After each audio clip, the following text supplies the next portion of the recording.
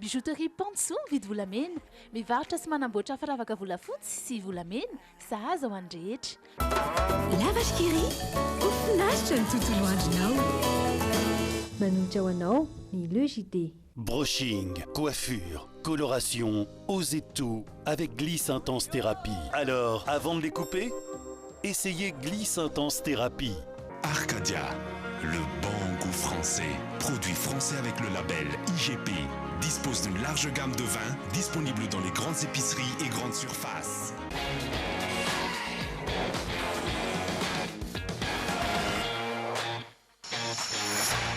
Techno manolotra ho anao ny Le JT. Avec le programme de fidélité Brico 10, économisez avec des remises et offres exceptionnelles à chaque achat. Valable dans tous les magasins Brico 10. Brico 10 manolotra anao. Sam Assurance vous écoute. Sam Assurance, member of Salam. Assurance Sam vous présente Le JT.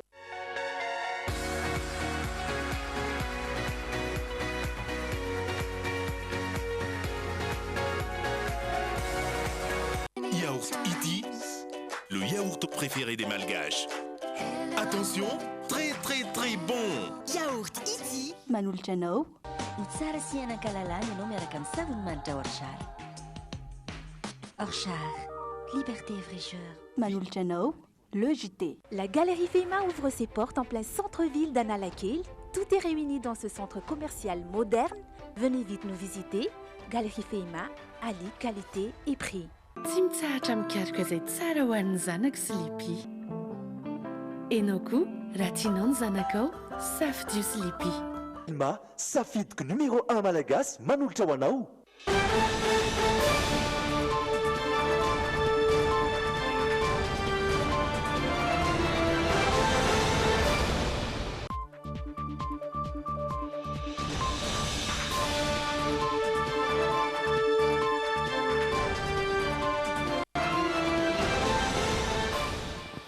Miarabatompoko ary amin'ny ankafaliana trany no hitsidiana ny tokantranao amin'izao takariva ny alakamisy izao tokazao atao anatin'ny fotoanan'ny fampahalalam-baovao reto no lohateny atao anatin'ny Le JT.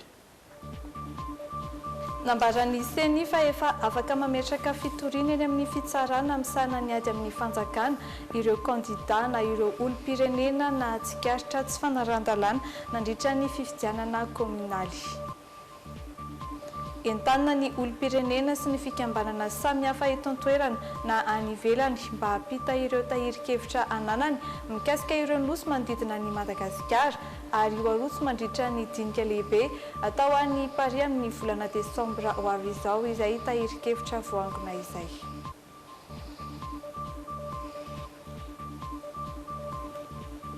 Anaovana asa manokana ny ady atao amin'ny sida ireo faritra sokajiana mena amin'ny fiparitahan'ny tsy mikaretina VIH. Ary eo amin'ny maresaka ny ivelany dia nosony avy Donald Trump omaly ny lahatsoratra maneho ny fanohanana ireo mpanao fihetsiketsehana any Hong Kong. Asaina mpanazana arsika ny tokantrano anaraka ny Le JT hatramin'ny farany. Ny vaovao kolotsaina no jerevantsika ao anaty tapany faharoa izy ihany koa ny zanam-pandaharana tahaka ny oianao na ny insolite ho jerevantsika fa zao aloha ny vaovao songadina no ndeha ho aroso aminao anaty la une. L'IMT is an international private university. Pour nos bacheliers, travailleurs nationaux et étrangers, l'IMT vous offre 3 filières dispensées avec triple spécialité.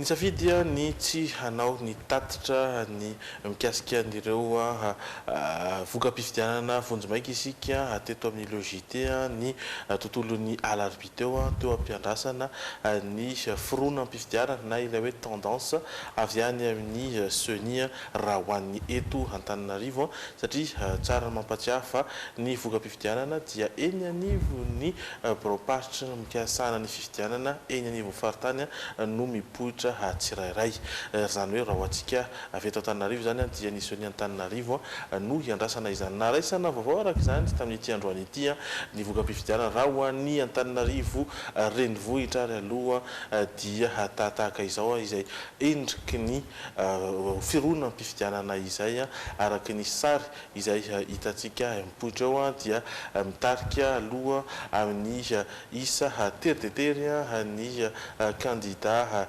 Naina Andriatsitoaina sy ny candidat Rina Andriamaitsinoro satria dia ny manodidina ny 7.700 isanjato faingo 3.7 ny isa mbato azon'ny candidat Naina Andriatsitoaina manaraka azy eo araka ny fanambarana teo ny candidat Larana Faroa Rina izay eo amin'ny 4.700 isanjato faingo 7.7 izay isa mbato ny azo izay zany hoe ny tanisa zany ary ny candidat Alban Rakotoaso na baba izany dia manaraka fahatelo efatra faingo 2.7 efatra isanjato faingo 2.7 moa izany amin'ny ankapobeny marihana fa mbola ny birao fifidianana birao mpandatsaham-bato manodidina ny 4.7 sy 700 amin'ireo birao 2.9 sy 10 no mbola voaray tamin'ny efatrora hariva teo izany hoe nisy ny manokana raha ho an'ny teto Antananarivo dia nisafidy ny hamoaka vokatra amin'ny 10 ora sy amin'ny efatrora noho izany ny vokatra voaray tamin'ny efatrora no voaray teo raha ho an'ny mpanolotsaina ny tanàna kosa indray raha ho an'ny eto amin'ny zany hoe commune Antananarivo moa izany izay voaray antsika dia naraisantsika ihany koa ny vokatra manaraka izay efa hitantsika amin'ny sary zao moa zany eo ana mitarika vonjamaiky aloha ny mpanolotsaina tariny antoko Tim Randrianary Roberto Thierry izay nahazo salanisa eo amin'ny 4.7 isanjato faingo 5.70 eo manaraka azy indray ny candidat avy amin'ny IRK ny listre tarihan'ny candidat avy amin'ny IRK Clémence Raharnirina amin'ny isambato 4.7 faingo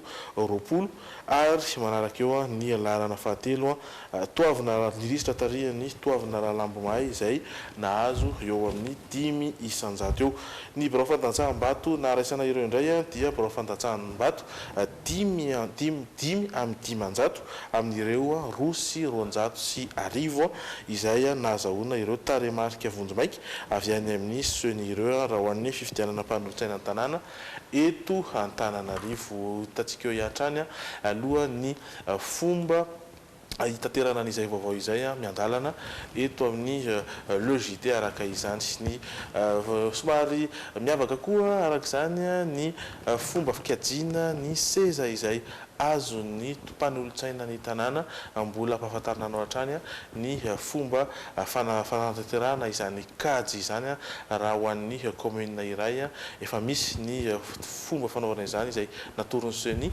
ary hotanterina aminao eto hatrany ny mikasika izay fa anoizantsika ny fotoana rojaravaka dia androany zany ny andro voalohany taorian'ny ny fifidianana mpanolotsaina an-tanàna sy indrindra be ny tanàna izay natrehantsika teto amin'ny firenena iny 7.7 isanjato ny tapavitrian'ny mpifidy tamin'ny fifidianana be ny tanàna sy mpanolotsaina iny raha ho an'ny eto Antananarivo renivohitra manokana ambany raha oharina amin'ireo fifidianana efa no karakaraina hatr'izay nambaran'ny seni fa efa afaka mametraka fitoriana eny amin'ny fitsarana misana ny ady amin'ny fanjakana ireo candidat na ireo olom-pirenena tonga ny fidy mikasika ny tsy fanaran-dalàna izay hitan'izy ireo sy tsika roa faingo telo isanjato ny fitambarany vato fotsy sy ny vato maty nandritra ity fifidianana ny tanàna sy mpanolotsaina ho an'ny teto andrenivohitra tamin'ity indray mitoraka ity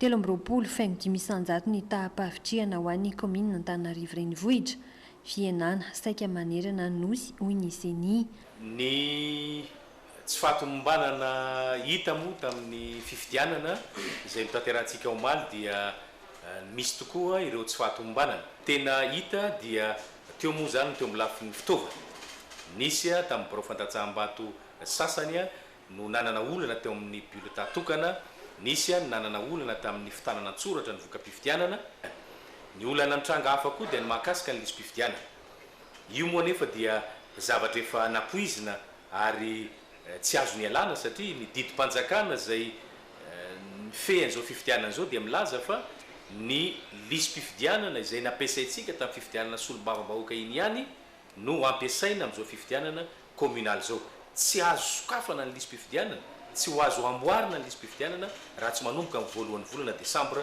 ho avy izao noho zany zay didim-panjakana zay dia tsy maintsy ampiarina tsy afaka nanova na nanitsy na nanamboatra sy nanatsara ny lisym-pifidianana zany tsika satria zay ny voalazan'ilay didim-panjakana fa dia zay tsy maintsy ilay didim-panjaka tsy maintsy ilay lisym-pifidianana nampiasaintsika farany teo ihany zay hita tokoa fa nisy ny tokony harenina ao anatiny iny ihany ny tsy maintsy nampiasaintsika tamin'izao fifidianana communal zao ka dia efa napoizina zany fa tsy maintsy mbola hiverina ilay tsy fahalavrariana zay nisy tamin'iny lisym-pifidianana iny.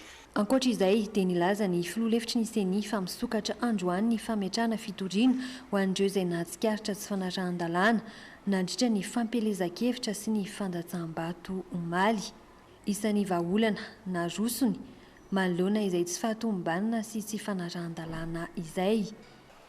Ny mahazo mametraka fitoriana dia ireo olona rehetra mpifidy voasoratra anatin'ny lisym-pifidianana ary nandray anjara tamin'ny latsabato zay zany no afaka mametraka fitoriana eo ihany koa moa zany ny kandida ny délégué ny kandida ny mpanaramason'ny fifidianana ary ny tompona andraiky mpanjakana manam-pahefana rehetra dia afaka mametraka fitoriana avokoa ny fitoriana moa zany amin'izao fifidianana communal sy municipaly ataontsika zao dia eny amin'ny fitsarana misahana ny ady amin'ny fanjakana no apetraka raha ohatra ka lavitra atsika io fitsarana io satria eny amin'ny renivohim-paritany no misy azy dia azo aterina eny amin'ny rantsamangaiky ny seni zay akaiky anao indrindra dia ny senia no manatitra azy any amin'ny fitsarana io raha ohatra ka tsy mahafapo ny didim-pitsarana avoaka no fitsarana misahana ny ady amin'ny fanjakana io dia mbola azo atao ny mapakatra mangataka fandravana na cassation eny amin'ny filan-kevim-panjakana na ny conseil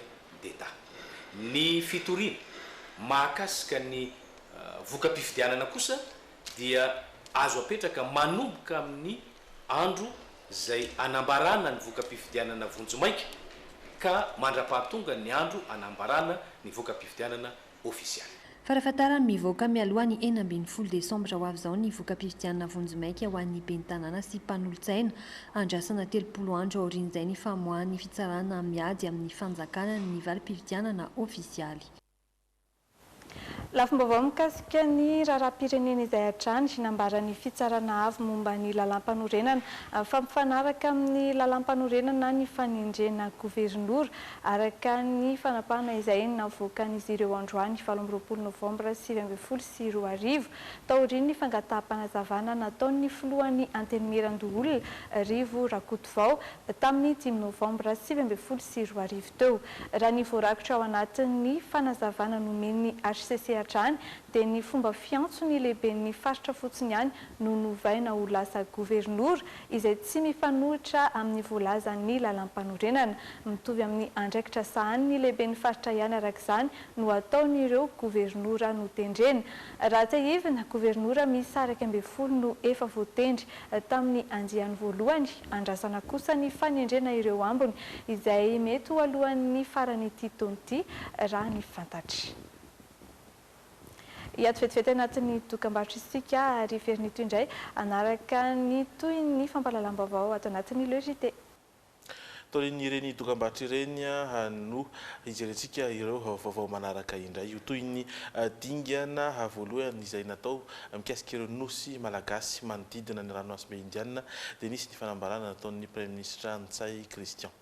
Efa mazava hoy ny lehiben'ny gouvernement tany toromarika ny filoham-pirenena amin'ny fisian'ny fakakevitra fahobe fakakevitra ny tanana ny olom-pirenena tsakanavaka tahak'izay ihany koa ny fikambanana samihafa na hitantoerana izany na any ivelany mba hampita ireo tahirin-kevitra na antotan-kevitra ampelantanan'izy ireo mikasika ireo nosy malagasy manodidina ny ranomasimbe indiana izany na antsoratra na antsary mba haroso mandritra ny dinika lehibe izay ho tanterahana any Paris amin'ny volana desambra ho avy izao. Mitatitra ny vaovao momba izay Miora Miarzatovo sy Doda Rajarinjato.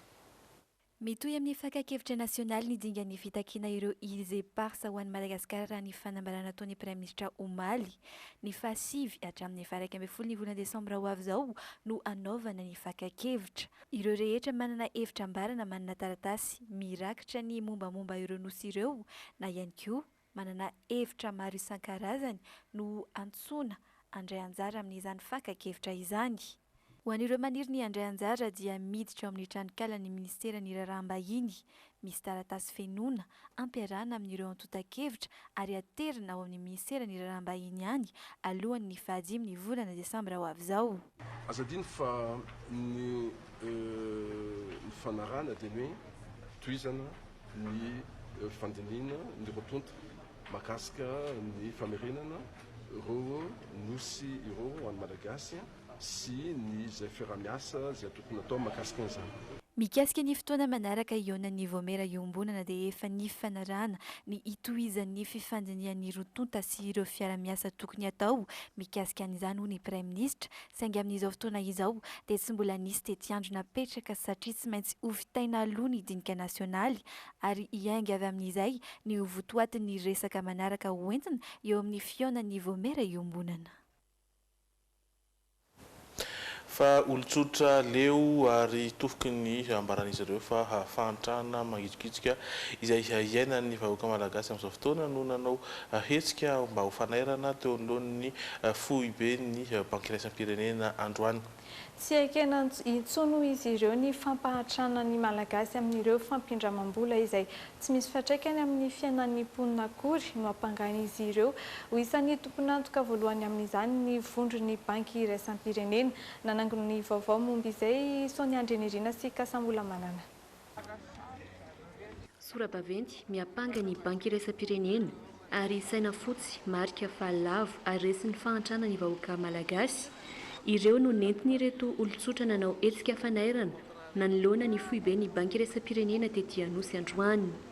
Tsy azo ekena intsono izy ireo ny fampahatrana ny vahoaka malagasy no ireo trosa lavitra $1 baben'ny Madagasikara nefa tsy nitondra fampandrosoana teto amin'ny firenena akory. Ny fampindramam-bola amin'ny Banque mondiale dia tsy niteraka mihitsiny investissement productif. Ary no heverina fo investissement productif dia mandeha voalohany indrindra any amin'ny vahiny. Efa navoaka ny olona tao amin'ny Facebook ane listra ny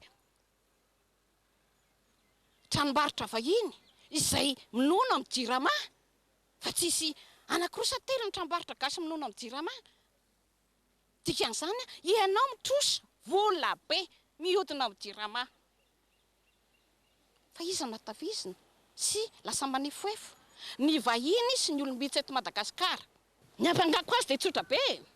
Voalaza fa ny Banque mondiale dia manana didy sy andraikitra mijery fa ny famatsim-bola izay omeny dia tsy ahatonga fahasimban'ny tontolo iainana sy ny anana fiantraikany ratsy eo amin'ny vahoaka sy ny firenena. Dia anjaranareo mahita ao ambadiky ny Banque mondiale eo ny raha jerevanareo ny tontolo iainana. Io Banque mondiale leto mety madio be eto alohanareo fa avadinareo atsy ambadika atsy. Inona ny ambadika ao? Fako ny avosa montagne d'ordure Madagasikara. Io Banque mondiale tsy 25 mètres miala ny Banque mondiale ao an-damoso Banque mondiale. Mety hoe zany tontolo iainana zany. Jereo diky fotsiny ane. Diky fotsiny amin'ny canal andretany io. Mety hoe zany. Nefa vola amina million de dollars milatsaka amin'izany. Fahatelo. Zao mifantaniko aminareo.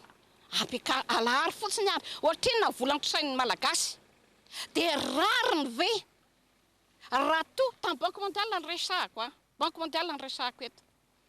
Rariny ve raha milliards de dollars no nitrosain'ny malagasy fa amin'izao fotoana izao dia 80 isan-jaton'ny malagasy no miaina ho amban'ny fahantrana mangitsongitsoka moins de $2 par jour.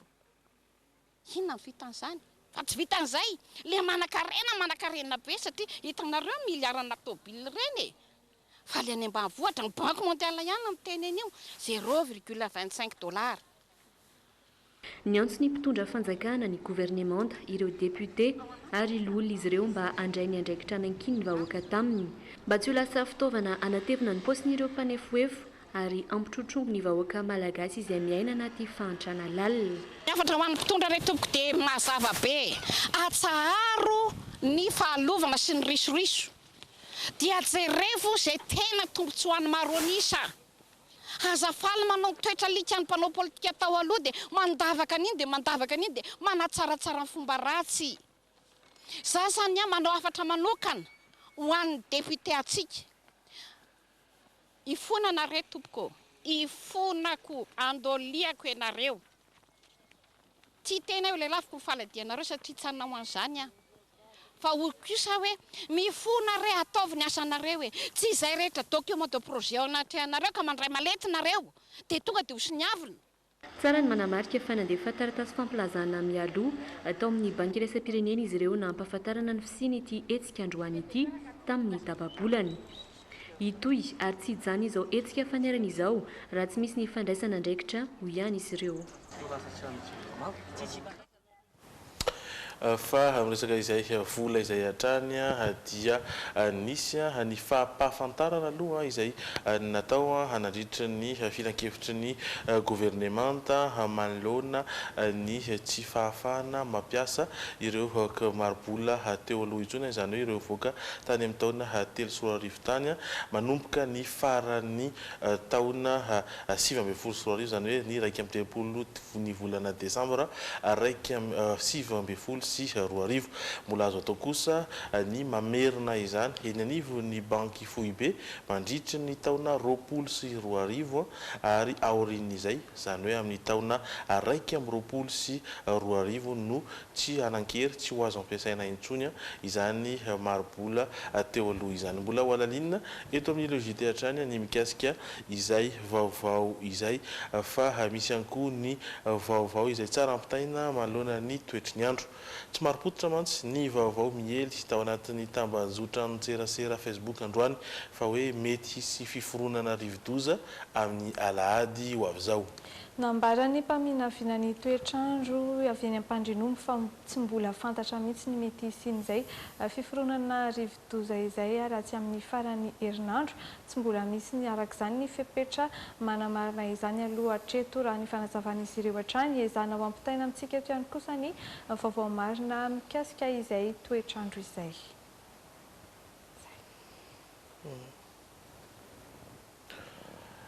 Fa ho an'ny Afrika manokana kosa indray dia mahatratra 12 isanjato ireo tanora izay tsy hanasa tamin'ity taona 2010 ity. Misedra olana ihany koa tsy andany ireo anasa satria zara raha manana fiahiana ara-tsosialy tafiditra anatin'ny fanatsarana izay sy ho fanatrarana ny ODD na ny tanjon'ny fampandrosoana maharitra ny fiaonana atao any Abidjan amin'ny volana desambra ho avy izao hamoaka paikady mikasika ny asa eto Afrika no tanjona. 20 isanjato ny tahan'ny vehivavy tsy manana asa sady tsy nandalo fianarana ho an'ny eto Afrika manokana raha toka 40 isanjato ireo lehilahy. Olana ho an'ny asa eto Afrika ihany koa ny fidiran'ireo zaza ao anatin'ny asa izay mitotaly 27 tapitrisa. Iza manampitrotraka ireo isa ireo ny fifindramona sy ny fiovaovan'ny toetry ny andro ho fanatsarana ny tontolon'ny asa ary dia isy ny fiaonana iarahany OID na ny vondrona iraisam-pirenena ho an'ny asa miaraka amin'ireo mpiara-miasa aminy izay ho atao any Abidjan amin'ny volana desambra ho avy izao. Firenena 450 isanjato no handray anjara amin'izany ka safiditra ao anatin'izay Madagasikara izay miezaka mamahy olana io amin'izao fotoana izao. Isan'ny hodiniana amin'izany fomba fampiasana ny teknôlôjia sy ny fiahiana ara-tsosialy ny fiovaovan'ny ny toetry ny andro. Nisy moa androany fampahafantarana mikasika izay fivoriana ho atao any Abidjan izay. Misetry ny asa sy ny fiahiana ara-tsosialy kosa nahita mpambiazana ny fametrahana ny task force izay rafitra nampiasaina mba hampitomboana ny isan'ireo mpiasa sy mpampiasa ho mpikambana eo anivon'ny CNAPS. Ny vaingana ny asa ny asan'izay rafitra manokana napetraka izay raha ny antotanisana voakan'ny ministry ny asa sy ny fampananana asa mbola maro amin'ireo mpampiasa nefa no tsy mbola misoratra sy mandoa latsa-kempoka eny anivon'ny tahirim-pirenena misahana ny fiahiana ara-sosialy. Asa goavana izay isan'ny miandry ihany koa ny tale jeneraly vaovaon'ny CNAPS izay nandray ny asany nanomboka androany. Mitatitra ny vaovao Irindra Tahiry sy Patrick Arakotoary Malala. Manodidina ny 2 mpikambana eny anivon'ny CNAPS voasoratra anarana no mandoa ara-dalàna ny latsa-kemboka raha ny antotanisa farantavolana aogositra lasa teo dia misa 707 alina sy enetsy ireo mpikamban'ny CNAPS 704 alina sy 4 amin'ireo no mandoa izay latsa-kemboka izay taoriny fidinana ifotiny izay nataotra amin'ny vola jiona lasa teo. Ny mpampiasa manodidina ny 24 no nanaovana fanentanana. Tsy mbola tonga eo amin'ny fanasazian'ireo mpampiasa tsy manaiky ny fampidirana ny mpiasany ho isan'ny mpikamban'ny CNAPS kosa ny ministera PIA. Misy ny dingana tsy maintsy arahana izy ireo dia ny fampahafantarana mialoha. Manao prévention aloha na fampitandremana ny avy ety amin'ny CNAPS na ny avy any amin'ny ministère.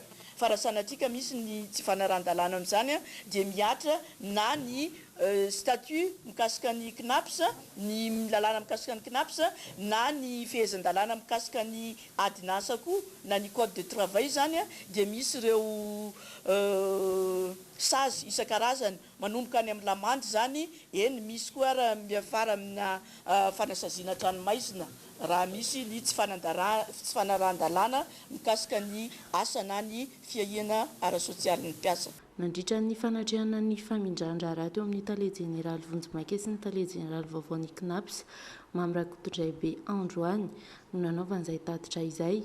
Arambaran'ny ministra ihany koa ny fandraisan'ny Madagasikara ny fivorian'ny filakevitra ireo ministra misahana ny fiahiana ara-sosialy an'ireo firenena mivondrona ao anatin'ny SIPRES. Satria tsika dia efa mpikambana raikitra amin'izy io nandritra ny taona maromaro eto anivon'ny Afrika. Manamafy zany sy mampiseho fa sika dia mandray anjara tokoa amin'ny fampiroboroboana ny fiahiana ara-sosialy tsy eto Madagasikara ihany fa manerana ny Afrika ary sika dia anatanteraka zany ny fetra iraisam-pirenena mba tsy ilazako hoe iraisan'ny faritra ty Afrika amin'ny fepetra mikasika an'izany fiahiana ara-sosialy zany.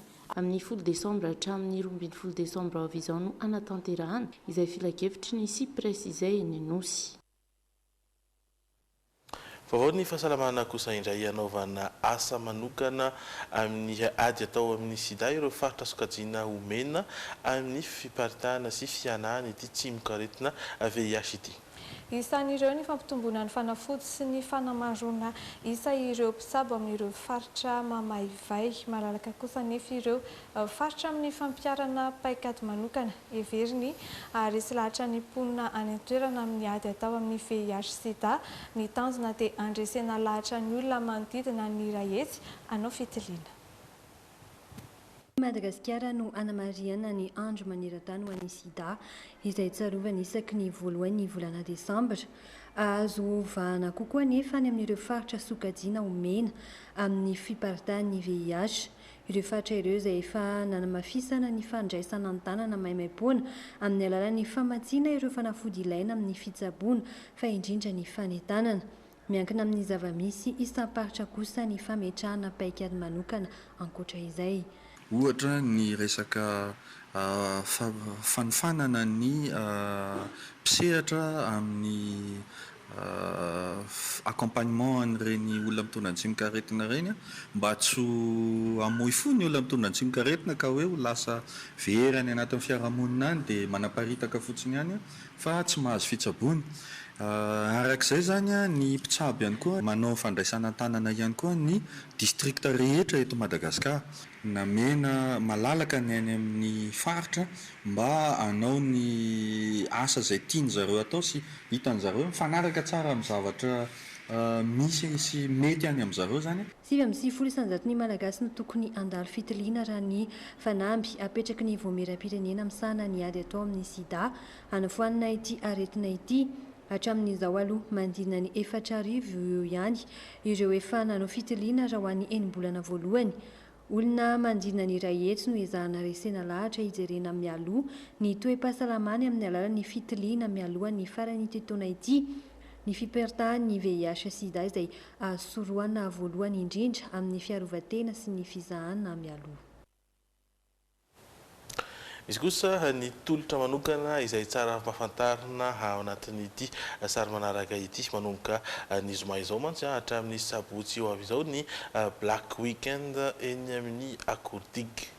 Ahitanao fihenam-bidy hatrany amin'ny 700,000 entana sasany ao aminy, tsy diso anjara ihany koa ireo ankizy izay maniry ilalao eny an-toerana. Ahitana fihenam-bidy avokoa ny ankabeazan'ireo entana ato amin'ny Akordig toy ny kiraro, ny famantaranandro sy ny maro hafa. Fihenam-bidy hatrany amin'ny 700,000 izay tafiditra anatin'ny hetsika Black Weekend. Manakery manomboka ny zoma ka hatramin'ny sabotsy ho avy izao itolotra io araka ny fanazavan'ny tompon'andraikitra. Karakara Black Weekend izay eto amin'ny Akordig amin'izao faran'ny herinandro zao. Zany Black Weekend zany dia ahitatsika fihenam-bidy lehibe hatramin'ny 70 isan-jato. Azo fahafampo ihany koa ireo zaza amin'ireo roa andro ireo amin'ny alalan'ireto kilalao maro isan-karazany hita ato amin'ny akory milalao ireto. Eto amin'ny milalao no misy antsika amin'izao fotoana izao. Toerana afaka ilalaovan'ny kely sy ny lehibe satria ahitana mihoatra ny 520 ny karazana kilalao azo lalaovina ety an-toerana. Dia amin'izao farany herinandro zao koa dia misy bonus 20 isan-jato isak'izay fahana ampidirinao ety amin'ny milalao. Karta moa zany karatra no entintsika ilalaovana ety an-toerana. Dia manasa anareo ho avy marobe ilalao sy hiala voly ety amin'ny milalao. Ankoatra izay dia efa mampiomana sahady ny Akordig fa hisy ny hetsika sy fihenam-bidy amin'ny krismasy sy ny faran'ny taona. Anivela kosa dia nitrangana fipoahana indromy ataona tao amina orinasa iray mpamokatra entona mora mirehitra any Texas. Azo lazaina ho fahagagana ihany nefa satria 3 ihany no naratra tamin'ireo mpiasa 400 na izany aza mahery vaika ny fipoahana ka voaterina afindra toerana ireo olona monina 700 metatra manodidina ilay orinasa misokatra ary ny fanadihadiana satria tsy mbola voafaritra mazava ny antony nahatonga ny loza. Orinasa mpamokatra entona mora mirehatra ampiasaina amin'ny fanamboarana kaotrso ity mahity fa nefa no nitrangana tahaka izao teto Texas.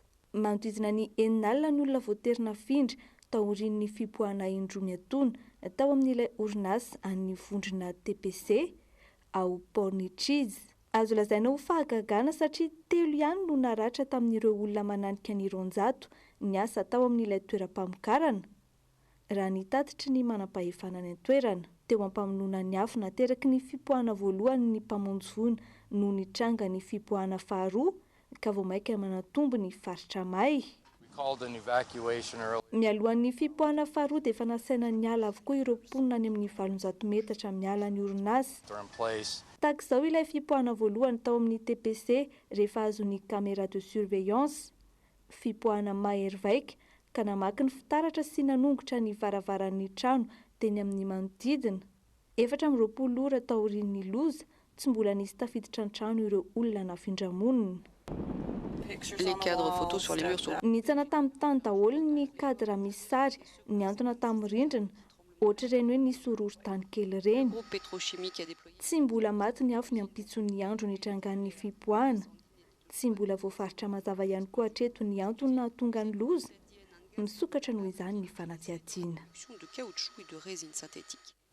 Fa nosoniavin'ny filoha Donald Trump omaly ny lahatsoratra maneho ny fanohanana ireo mpanao fihetsiketsehana ny Hong Kong. Milaza ny hanapaka ny fifanarahana ara-toe-karena amin'ny Hong Kong ny Amerikana raha toa ka tsy voavaly ny fitakiana ireo mpanao fihetsiketsehana ny an-toerana. Isan'ny lasivatra amin'izay fanapa-kevitra izay ihany koa andanin'izay ny fanjakana sinoa ary manambana ny hanao valifaty raha minitsy tsy mihaino azy ireo i États-Unis. Manohana ny fihetsiketsehana ny Hong Kong ny filoha Amerikana Donald Trump. Manamafy izany ny nanaovany sonia ny lahatsoratra milaza izay omaly. Antony mahatonga ny États-Unis manohitra ny rafi-pitondrana any Hong Kong ny tsy fanajana ny demokrasia sy ny zon'olombelona. Tanjona ny andravonana ny disadisa nahazo vahana amam-bolana tany Hong Kong araka ny afatra nataon'ny filoha Donald Trump nolaniana tamin'ny herinandro teo anivon'ny andrim-panjakana Amerikana raha teo ny volavolan-dalàna manokana momba ny raharaha ao Hong Kong. Voakasika izay ny lafin'ny toe-karena, isan'izany ohatra ny fanapahana ny fifanarahana eo amin'ny lafin'ny fiarikarena amin'ny Hong Kong raha toa ka tsy mbola mamaly ny fitakian'ireo mpanao fihetsiketsehana ny fitondram-panjakana any an-toerana. Isan'ny lasibatra amin'izay fanapa-kevitra izay ihany koa ny fanjakana sinoa izay ao ambadiky ny fitondrana Hong Kongais. Fanaovana tsinotsinona tanteraka nefa no andraisandry zareo sinoa izany ary manambana ny anao valifaty izy ireo raha minity tsy mihaino azy ny Amerikanina. Efa nisy raha teo ny fampiatsoana ny masoivo Amerikanina ao aminy nataon'ny fitondram-panjakana any Chine ka angatan'izy ireo ny tsy ampiarana ilay lalàna efa nosony avy ny Donald Trump. Ampatsahivina aminao ary fa hanambarany Sony fa efa afaka mametraka fitoriana eny amin'ny fitsarana misahana ny ady amin'ny fanjakana ireo kandida na ireo pirenena na tsikaritra tsy fanaran-dalàna nandritra ny fifidianana ben'ny tanàna sy mpanolotsana ny tanàna no tanterahina teo.